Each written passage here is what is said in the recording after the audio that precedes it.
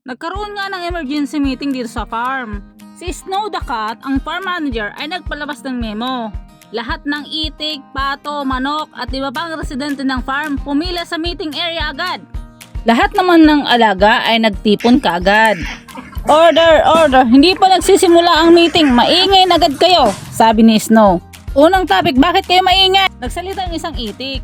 Manager Snow, hindi po kami maingay. Malakas lang po talaga ang volume namin, sabi ng pato. At saka po, kapag tahimik kami, iniisip ng farmer may sakit kami.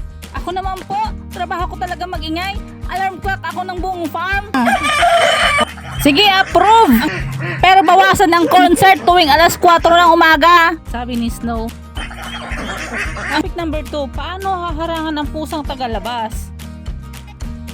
Sabi ng pato, maglagay tayo ng security team sa gate.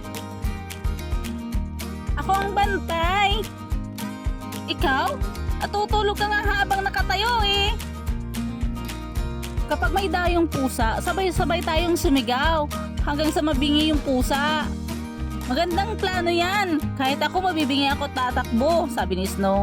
Topic number 3, paano hindi mag-aagawan sa pagkain? Suggestion ng manok. Simple lang po, maghintayan tayo. Suggestion ng pato. Dapat may sariling plato bawat isa.